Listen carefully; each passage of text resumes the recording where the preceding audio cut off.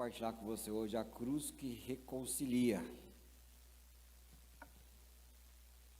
A cruz da família.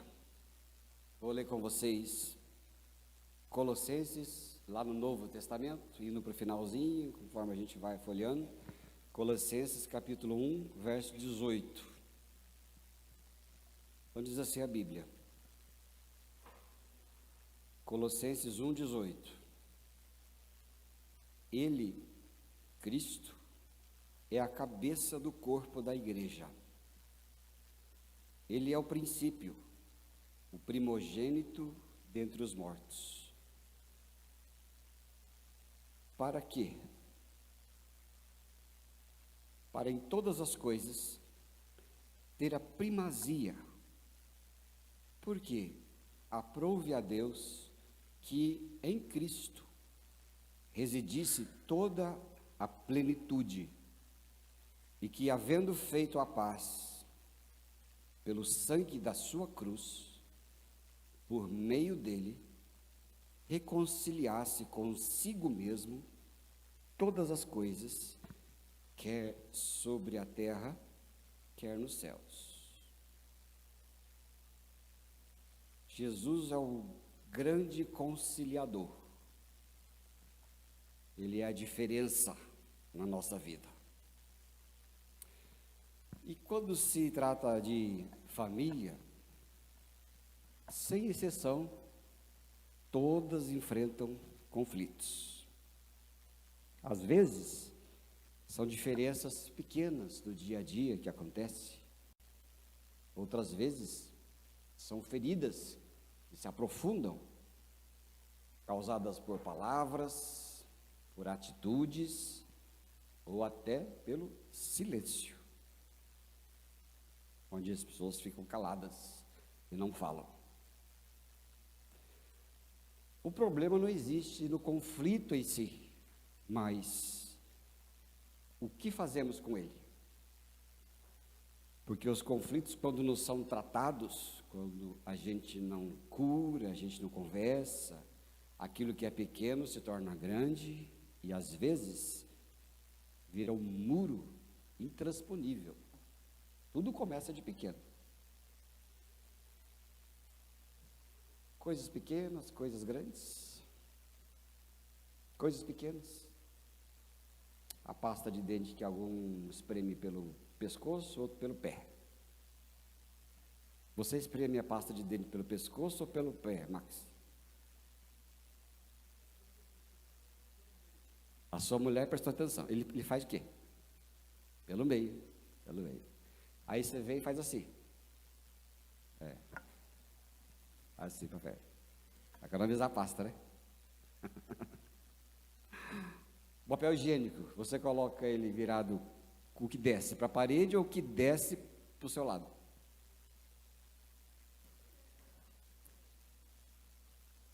Não reparou? Você também não reparou? Você, para o seu lado. Então, você veja como é que são as pessoas? Quando eu entro no banheiro, eu vejo papel higiênico, que o rolo está para o lado de lá, eu tiro e viro para o lado de cá. Aí vem a minha mulher e fala assim, não, você tem que fazer o contrário, porque aqui para o lado da parede, pega os micróbios da parede, e ela tira e bota para o lado de lá. Aí fica naquela coisa, para o lado de cá, para o lado de lá, para o lado de cá. Pequenas coisas da família. Fora outras coisas aradas, né?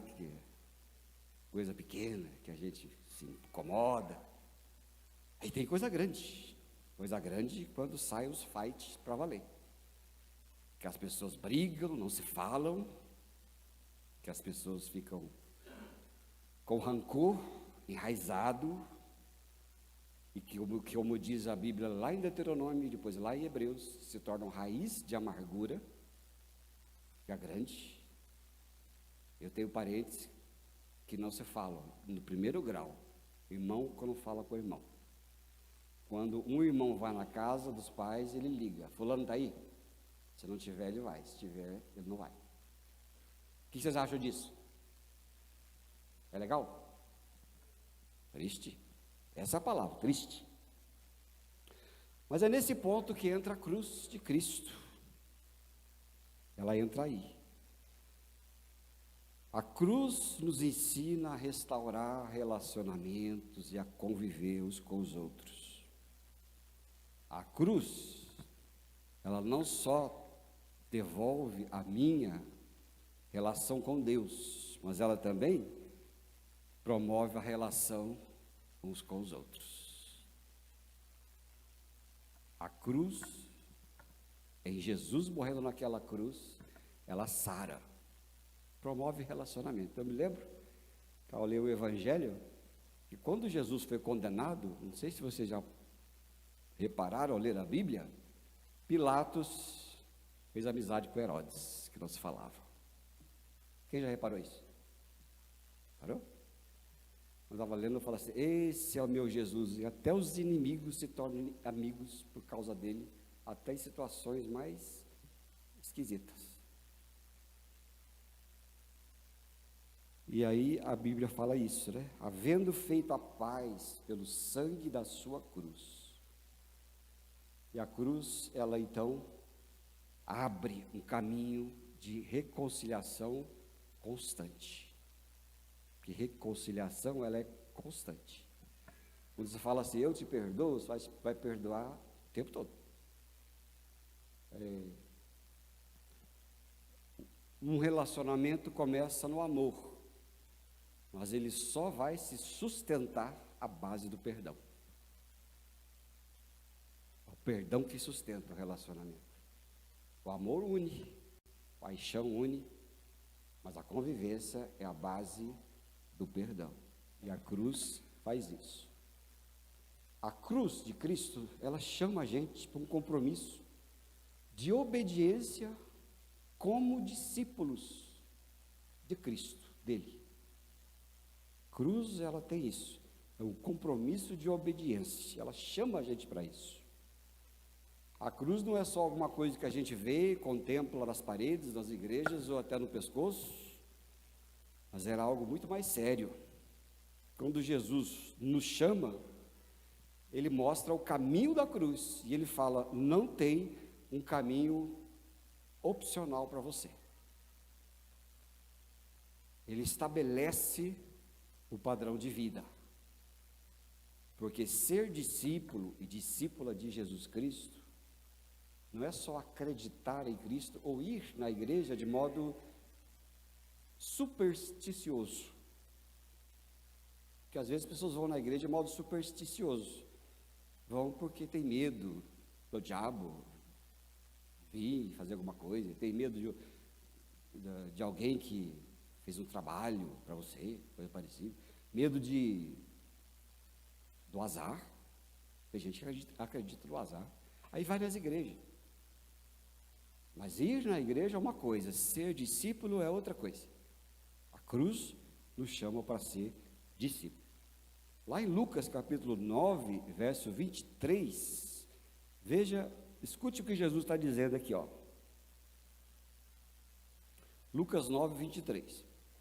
Se alguém quer vir após mim, negue-se a si mesmo, tome cada dia a sua cruz e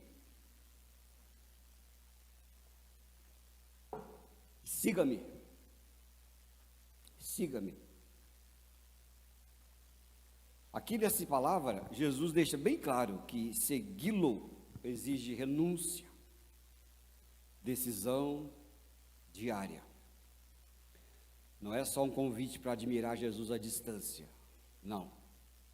É para segui-lo. É ser discípulo dele. Não tem dois caminhos. Um dia, muitos anos atrás, nos primeiros livros que eu li, chamava-se Seu Destino é a Cruz, de um autor chamado Paul Billheimer. Alguém leu? Ninguém leu? Bem antigo, você acha na internet. E nesse livrinho, que fala Seu Destino é a Cruz, ele está dizendo, não, Jesus tomou a cruz, ele foi para aquela cruz, ele obedeceu, ele foi crucificado, e tudo pela obediência, e chama os seus discípulos. Por isso, não tem um caminho para ele e um caminho para nós. O caminho, ele é o mesmo. É ser discípulo e é o caminho da cruz. E não adianta suavizar o negócio e tratar a obediência como alguma coisa opcional para nós. Como se a gente pudesse escolher até onde ir, até o que fazer, porque Jesus mesmo nos chama para sermos discípulos. E Ele tem uma cobrança para a gente, uma lembrança, né? Cobrança. Porque Ele não força ninguém a ir até Ele. Ninguém foi apontado uma flecha para você dizer assim, ó, é Ele. E você falou de medo, você disse, é. Não, não foi. Ele chamou você livremente. Aliás, a Bíblia diz lá em Romanos 8, 9, Romanos 8, versículo 9, assim, que Deus, Romanos 5, 8, e Deus prova o seu próprio amor para conosco pelo fato de ter morrido na cruz por nós, sendo ainda nós pecadores. Ou seja, Ele morreu na cruz e falou, quem quiser, me siga. Mas se você segue, segue. Segue para valer. E lá em Lucas 6,46, ele lembra assim, por que me chamais Senhor, Senhor, e não fazeis o que eu vos mando? Você já pensou coisa dessa? Por que você me chama Senhor, Senhor, canta, e tararé, e faz um monte de coisa, mas você não faz o que eu te mando fazer? E a gente é assim, né? A gente obedece até onde a gente quer. Quando você não quer, quando o seu gênio entra, você não faz, porque você não faz, você faz o que é certo para você, mas não faz o que é renúncia da cruz. Mas renúncia é renúncia, cruz é cruz. Ele fala, vem e me siga, e acabou, é obedecer, a obediência. E quem segue Jesus, decide alinhar a sua vida por Ele. Entende, gente? Você segue a Jesus, então a sua vida tem que ser alinhada por Ele. Cada reação, cada decisão está certo, segundo Jesus, Ele tem ensinado isso, é isso mesmo que é para fazer? Eu estou obedecendo a Ele ou quero fazer minha vontade? E a nossa vontade é terrível, a gente tem cada vontade, não é verdade? A gente tem umas vontades que só Jesus na causa, né, irmãos? Não fica rendida a sua vontade. Às vezes tem as pessoas que chegam, pastor, é muita tentação, eu não consigo. Você e os crentes todos. Você e os crentes todos, né? A única diferença é que você obedece a sua vontade ou obedece a Jesus. Decida quem você vai querer obedecer.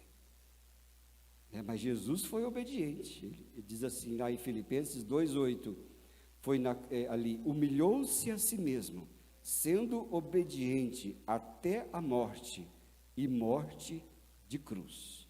Jesus foi obediente, e Jesus obedeceu até a morte e a morte de cruz. Se Jesus obedeceu sempre, e Ele nos chama como discípulos, nós temos que olhar para Ele e obedecer também. Né? Tantas coisas, né, irmãos e irmãs? Não guardar rancor. Jesus, você guarda rancor? Se você guarda rancor, você é desobediente, porque Jesus falou para não guardar rancor. Ele falou que não haja em vocês. Ame o seu inimigo como a ti mesmo. Ah, não, mas o inimigo não pode. Então você obedece ao que você quer. Mas o que Jesus falou, você não obedece. Então a gente faz essas trocas, né? Eu vou dar uma roubadinha, ninguém está vendo. Jesus está vendo. Não, mas não tem mais Jesus falou que não é para você fazer, porque você será filho do diabo. Lá em João 8,44 fala assim, Jesus falou para aqueles religiosos de primeira categoria. Gente, pensa nos religiosos bons. Pensa nos religiosos bons, né? Era tudo de bom nas igrejas. Se olhasse, se fosse da época de Jesus, você ia ver tudo esse aqui na frente, aqui, ó. Ia ver tudo esse aqui. E Jesus olhou para aquele povo e falou assim, vocês são do diabo. Porque o diabo peca e mente desde o princípio, e você faz daquilo que lhe é próprio. Então vocês são os filhos do diabo. Falou para os religiosos. E às vezes a gente é assim, não obedece. E ele fala assim, você me chama Senhor, Senhor, mas não faz o que eu te mando, eu não sou seu Senhor. Vai procurar quem que é seu Senhor, porque eu não sou. Eu não sou esse. E Jesus, ele fala isso para nós como discípulos: venham após mim, tome a sua cruz e me siga. Essa é a diferença entre seguir Jesus e obedecê-lo. A gente tem que olhar para ele e obedecer. A vida é assim, olhar para Jesus e obedecer. Por que a vida de crente é boa? Por que a família cristã é boa? Por que a gente, como homem de Deus, mulher de Deus, temos uma vida boa? Porque a gente obedece a Jesus. E ele se coloca entre nós, no meio da gente. E ele fala: vocês vão obedecer também. Porque não tem outro caminho. O caminho de Jesus é o mesmo caminho para a gente. Se ele obedeceu, eu obedeço. E se ele me mandou obedecer, eu vou obedecer. Amar o inimigo, não guardar rancor. Eu vou dar, se precisar dar a face direita, dou a face direita. E ele fala muita coisa boa. Uma das coisas que ele faz é até advertência, né? Ele fala assim: não resistir aos ímpios, mas resistir ao diabo, ele foge de vocês. Coisa interessante, né? Esse dia eu estava vendo na televisão gente reagindo a assalto. Vocês viram? Quem viu? Gente que reagiu a assalto, até matou os bandidos. Só eu que vi?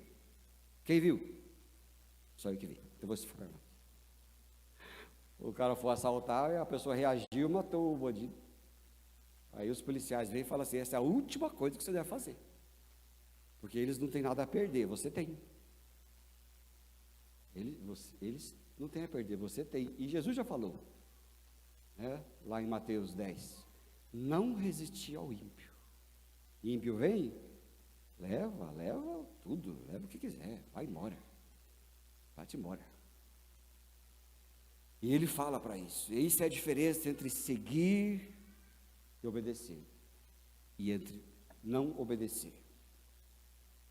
Então, irmãos e irmãs, Jesus manda obedecer, amém? Sabia disso? Obedece. A cruz, uma segunda coisa, ela começa quando também restaura nosso relacionamento com Deus. Olha que coisa mais boa. Quando a Bíblia fala que Jesus fez a paz por meio da cruz, lembra do texto que nós lemos? Ele é o princípio, o primogênito dentre os mortos, para que todas as coisas tenham a primazia. E havendo feito a paz pelo sangue da sua cruz, por meio dele, reconciliasse consigo todas as coisas. E ele então restaurou o que se havia quebrado, que era o nosso relacionamento com o nosso Pai, o nosso Deus. O pecado quebrou o relacionamento. E quem não nasceu de novo, olhando para Jesus e crendo, sendo batizado e andando com Ele, esse não foi restaurado. Mas Ele restaurou pela sua cruz, quando a gente olha para Ele. O pecado fez isso. E Deus não esperou que a gente estivesse pronto para recebê-lo. E Deus não esperou que a gente estivesse perfeito para ir até o Pai. Deus não esperou. E Jesus não esperou que a gente fosse merecedor de alguma coisa para que Ele nos levasse ao Pai. Ele tomou a iniciativa. Ele veio. O Romanos 5,8, já falei aqui. Deus provou o seu amor, Ele vindo para nos pegar no estado que a gente estava. Qual estado que você estava? Você lembra? Não sei se você lembra o estado que você estava. Quem era você? Era complicado? Era complicado, Davi? Era complicado? Aí eu falo: não, você ainda é, né? Vou mudar a palavra. Você era mais complicado? Era mais complicado. Era mentiroso? Não precisa responder. O que você era? Era adúltero? Era egoísta? O que você era? Era viciado? Era alcoólatra? Mulherengo? Homerengo? Tem homerengo? Mulherengo? Homerengo? O que você era? Uma vez alguém perguntou assim para mim assim: o que você nunca, que você não queria, quem você não gostaria de ter como filho? Eu pensei bem e falei: olha, boa pergunta. eu não gostaria de ter como filho eu mesmo. Criatura vil era essa. Egoísta. Tinha aquela coisa que eu fazia. Eu era egoísta. Eu não queria. Eu fazia meu pai e minha mãe brigarem na mesa, porque fazia uma comida que eu não gostava. Eu lembro até hoje, minha mãe fez uma sopa na hora da janta. E criança, não sei se vocês são assim com vocês, mas pelo menos antigamente, criança não gosta de sopa. Estou certo ou errado? Estou certo, né? Criança não gosta de sopa. Pede perdão para o seu filho aí agora, que fez ele comer sopa. Criança não gosta de sopa. Eu ouvi que tinha sopa, mas eu fiz o escarcéu, que eu fiz minha mãe e meu pai discutirem e brigarem por causa de mim. Eu lembro até hoje, coisa que marcou. Só que aquela briguinha não ficou só numa briguinha. Pensa na brigona. Aí isso é uma somatória de coisa, né? Você não tem coisa. Eu falei assim, meu Deus, eu não queria alguém como eu. Mas irmãos e irmãs, o interessante é que Jesus, Ele não esperou eu melhorar para vir me buscar, sabia? Ele olhou para mim e falou assim, filho, vem aqui, eu quero você desse jeito aí. Eu quero você assim, vem para mim. Eu vim buscar, eu vim salvar aquele que se havia perdido. Eu falei, mas eu não tenho que melhorar. Melhorar no que, criatura? Você não pode melhorar. Você não tem condições de melhorar. Você não pode pagar, você não pode merecer, você não pode nada. Por isso eu enviei meu filho Jesus, que fez tudo por você. Aí eu olhei para ele e falei, mas é mesmo? É. Aí eu lembro daquele verso que é o amor de Deus que nos conduz. Romanos 2, versículo 4. É o amor de Deus quem nos conduz ao arrependimento. Olha, se fosse na minha lógica e a sua, religiosa e humana, você falaria assim, porque é o seu arrependimento que provoca o meu, aí eu vou te amar. Se arrepende que eu te amo. Mas a Bíblia é clara, Romanos 2, verso 4, é o amor de Deus que nos conduz ao arrependimento. O amor dele é tão grande, tão grande, tão grande, que nos constrange, ele atrai para si. É esse amor que nos transforma. Na prática é isso, né? Se fomos perdoados sem merecer, como podemos viver negando o perdão e a reconciliação em nossa família? Não sei como é a sua família. Tem família de casal, filhos, tem a família de pai, que às vezes não mora com a mãe, às vezes separou e tal, pai e os filhos, às vezes é a mãe que não tem um pai que é os filhos, às vezes é a avó que cria os dois, não importa. Não importa. Importa é a sua casa, quem está ali dentro. E ali não pode haver avareza de perdão, e nem falta de desejo de reconciliar, porque Jesus, Ele aprova, Ele é o centro de tudo. Por isso que uma família sem Jesus não vai para frente, e a família com Jesus vai para frente.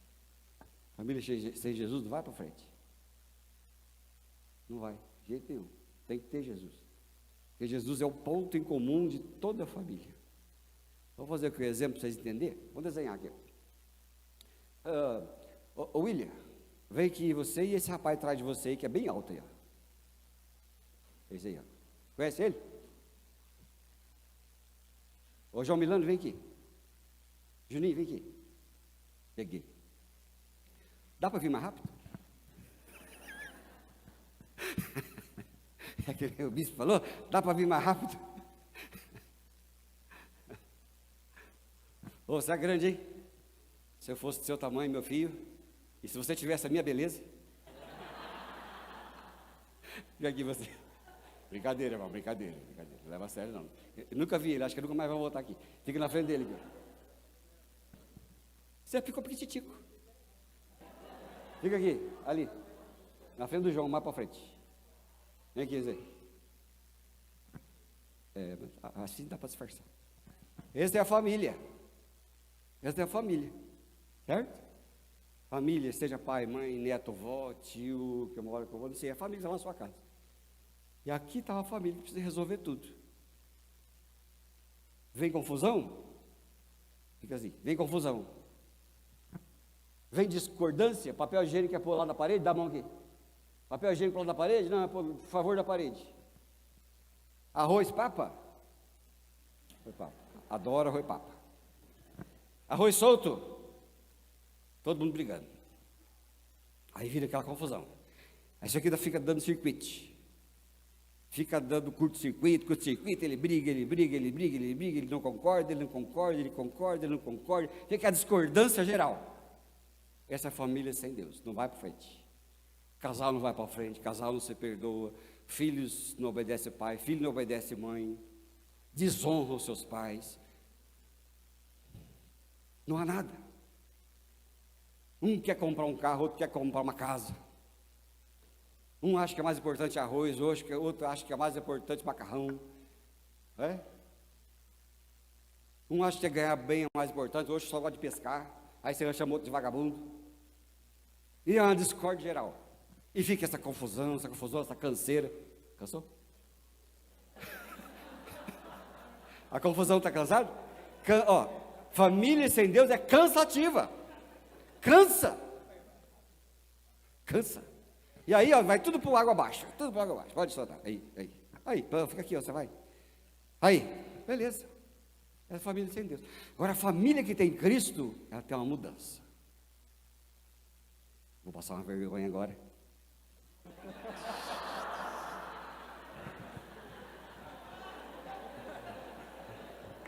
Vou passar uma vergonha.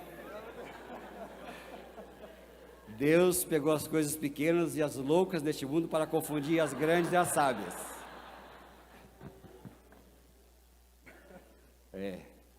Eu estou com inimizade com a esposa. Aí ele vem, pá!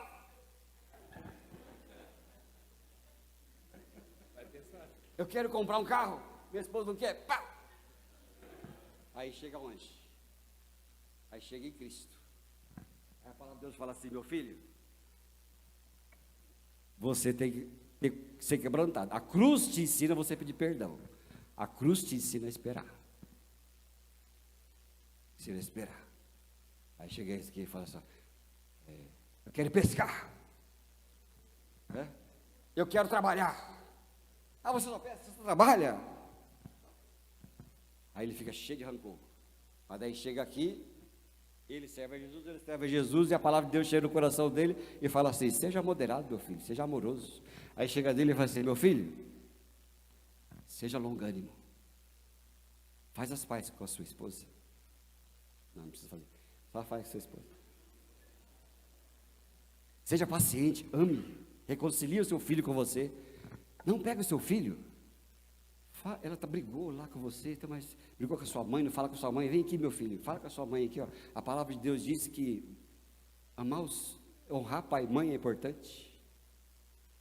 Então Jesus sempre está no centro, e toda confusão ela passa por Jesus e se quebra, e a família fica em paz.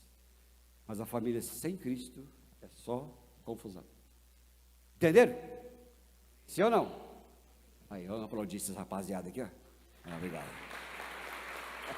Obrigado.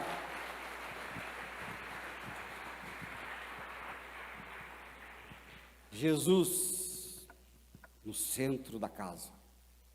Não tem rancor, não tem falta de perdão, não tem gritaria. Jesus no centro da casa promove esperança, que sem esperança a coisa desanda todinha. Às vezes acontece uma tragédia familiar, uma dessas tragédias grandes, a morte de um marido, da esposa, de um filho. Aquilo seria uma tragédia absoluta, mas se Cristo está ali, não tem apavoramento, mas tem esperança. Jesus é o centro de tudo, e quando Ele é o centro de tudo, quando a cruz faz a reconciliação de todas as coisas. Amém? Às vezes eu estou bicudo com a minha mulher lá, eu fico bicudo. Eu não consigo.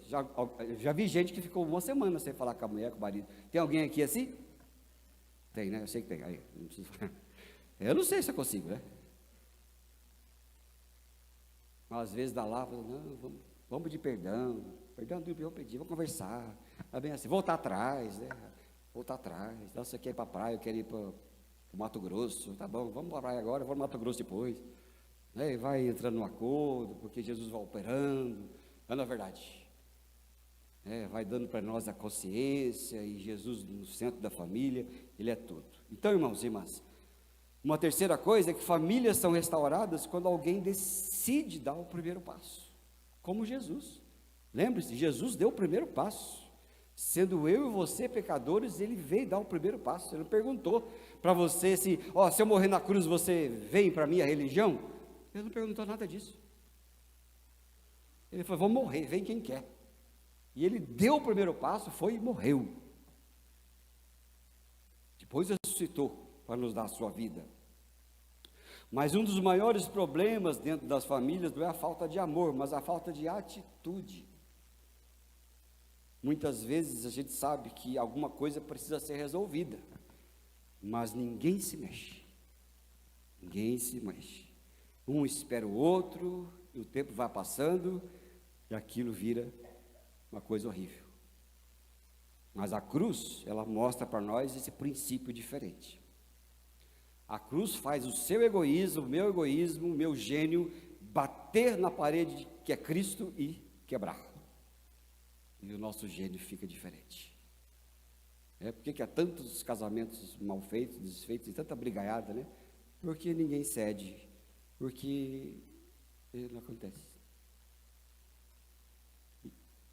Isso chama a gente a responsabilidade, para cada um de nós. Talvez nosso Deus esteja esperando que você seja essa pessoa dentro da sua casa. Um pedido de perdão, uma reconciliação, uma conversa sincera, uma atitude humilde pode mudar tudo, diante das coisas que não podem ser mudadas. Tem situação na sua família, na sua casa, que não pode ser mudada e não será mudada. Mas a sua humildade, a sua obediência como discípulo e discípula de Cristo, vai fazer você ser humilde, porque as coisas não vão mudar, mas você vai mudar, e até pode alguma coisa mudar a seu favor e haver paz. Uma atitude humilde pode ser o início de uma restauração familiar, sempre. O mundo não sabe disso, gente, sabia? O mundo não sabe disso. O mundo já nem é mais casamento, é contrato. É contrato. Agora nos contratos tem até com quem fica o cachorro. Sabia? Preciso fazer um aditivo lá no meu lado, porque eu tenho bonés. Até que o cachorro tem que dividir. Já conta. Mas no Evangelho, ele restaura. Ele abençoa. Abençoa quem está casado, abençoa quem foi casado, abençoa quem foi casado pela segunda vez e que não teve oportunidades da primeira vez. Jesus e a sua cruz restaura toda e qualquer família. Posso ouvir um amém? Porque Ele faz. Ele faz sim. É um milagre que a gente espera. Às vezes o milagre que a gente espera pode estar em nossas mãos, em nossa vida, só do primeiro passo. Só do primeiro passo. Uma vez na escola dominical que eu disse, escola dominical, eu falei o segredo dos homens. Aí disseram que eu estraguei todas as mulheres. Estragou tudo agora.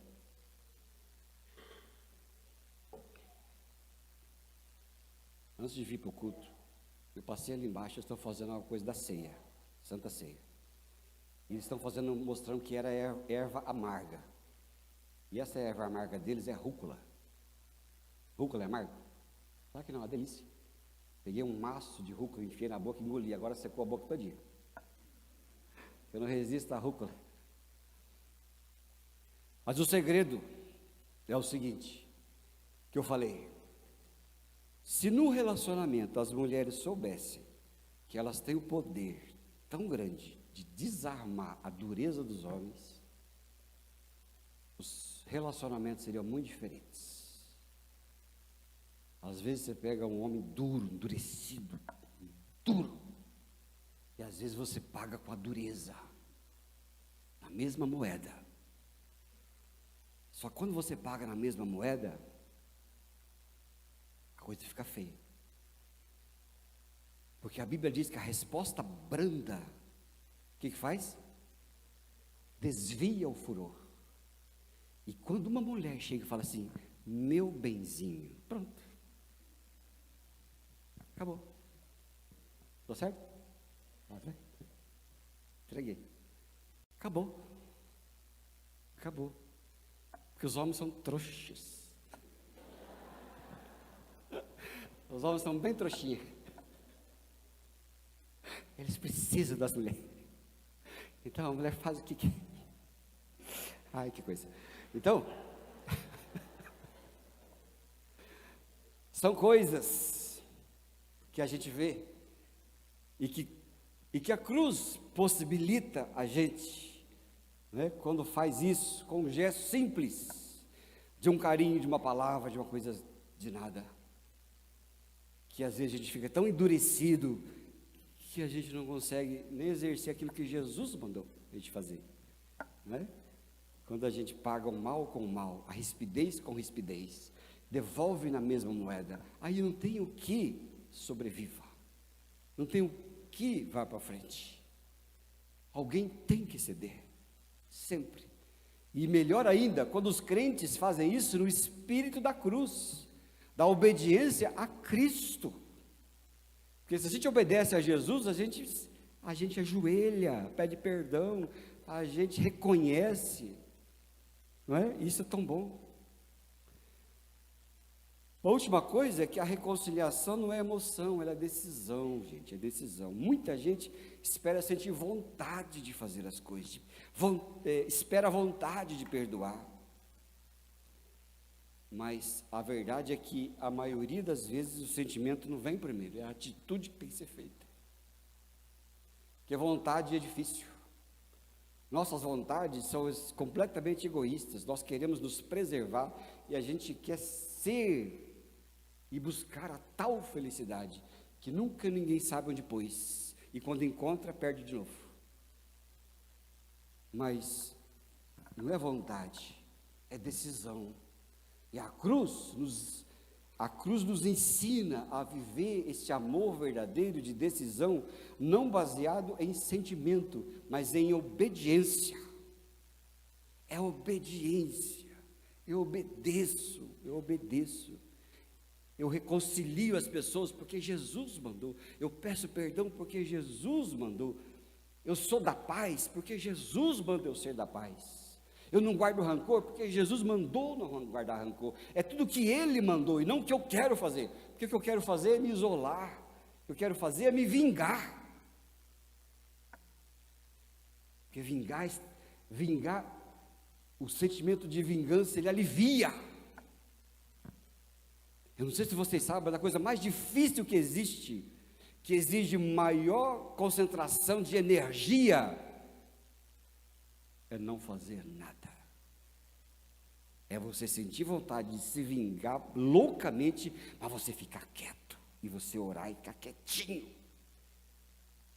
É quando alguém te ofende e você quer devolver logo de imediato, mas o Espírito da cruz fala assim, não. E você fica quietinho, esperando que a justiça seja de Deus. Aquilo demanda muita energia. Porque gostoso mesmo é enfiar a mão na cara. Estão certo? Gostoso mesmo é enfiar a mão na cara. Agora, perdoar e ficar quietinho demanda muita energia. Toda a energia que você tem demanda. Mas Jesus dá energia para você. Aí isso chama-se o fruto do Espírito. Fruto do Espírito da cruz. Então Efésios 4:32 fala assim, Antes, sejam uns para com os outros benignos, misericordiosos, perdoando-vos uns aos outros, como também Deus vos perdoou em Cristo. Olha, seja um para com os outros benignos, bondosos.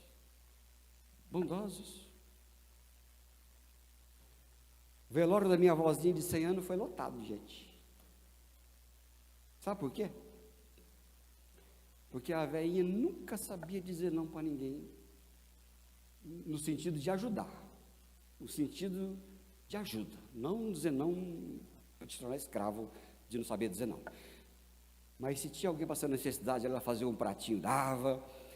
Os netos, tinha netos complicadíssimos, eu era uma complicação sob controle. E tinha os netos com complicação fora de controle. Ela pegava aqueles fora de controle, ponhava dentro de casa, deixava dormir, dava comida, e todo mundo chegava e dizia assim: não faz isso, a senhora é tonta, a senhora é boba, não faz isso, manda embora, manda para casa. Acho que até você falaria isso. Aí ela dizia: não, ele é meu neto, deixa ele vir, deixa. Eu até lembro, ela fazia: fica quieta, Tereza. Minha mãe, ainda bem que ela não está assistindo. Fica quieta, Tereza. E lá. Hoje os netos cresceram, deram gente, têm seus empregos, são casados, tudo bem, tudo colocado certinho. Mas o amor, a benignidade permaneceu. E no dia do velório de 100 anos, todo mundo ali olhando, essa pessoa marcou pela bondade. Se Jesus tivesse descido da cruz e mandado raio na cabeça de todo mundo, que se eu fosse ele, eu faria isso? Em outro momento, Jesus. Se eu fosse ele, eu faria isso? Ele não teria marcado ninguém e nada, nem o mundo inteiro. Por quê? Porque ele teria sido como todo mundo. Teria sido como todo mundo. Mas ele não foi como todo mundo. Ele foi como cordeiro para o matadouro na morte de cruz e não abriu a sua boca. E falou: Pai, perdoa essa gente, porque eles não sabem o que estão fazendo. Eles não entendem a nossa obra de cruz neste lugar. Perdoa esse povo. E suspirando, morreu. E quando o soldado foi lá espetar, para ver se tinha morrido mesmo, e quando ele espetou, saiu água. Não sai água de corpo. Não sai água de corpo de ninguém. Os soldados nunca tinham visto sair água de corpo de ninguém, daquele monte de gente que era crucificada. E quando o soldado viu aquilo, ele falou: verdadeiramente, este era filho de Deus. E marcou a história, marcou o mundo, marcou todo mundo. A cruz é isso, né, queridos? Isso mostra que o processo na vida da gente pode levar tempo, mas a decisão tem que ser tomada quando a gente decide reconciliar a nossa casa, que está cada um para um lado. Se depende de você, e se você é obediente, sai pela sua família, todo mundo que você não conversa, vai lá, dá um abraço, toma uma Coca-Cola, tem que mostrar,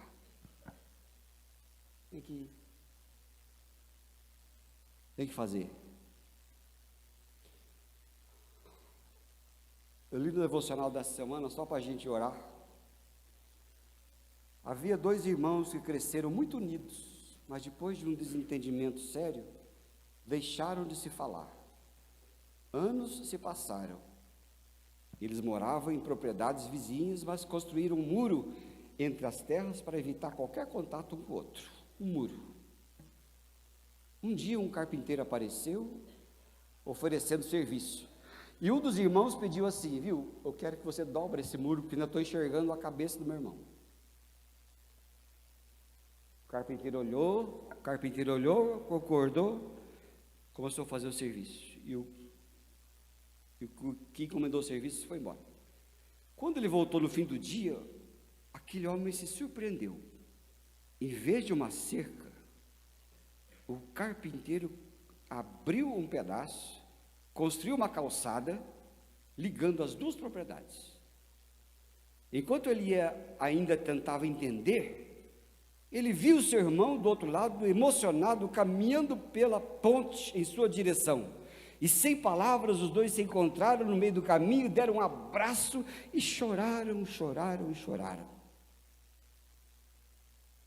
Um dos irmãos achou que o outro irmão aqui abriu a passagem.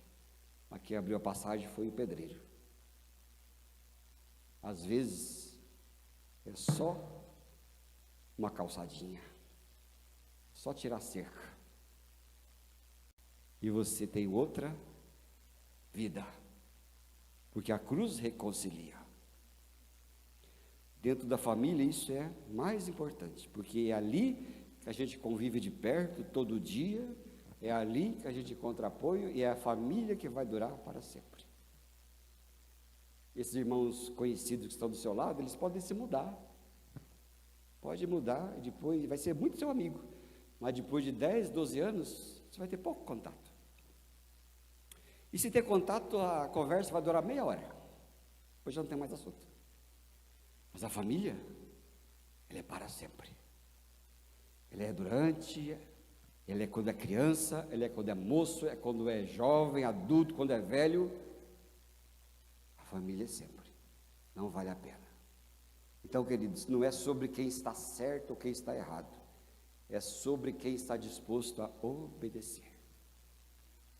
Não é sobre quem está certo ou está errado, a gente lida muito com isso, né? Mas é obedecer.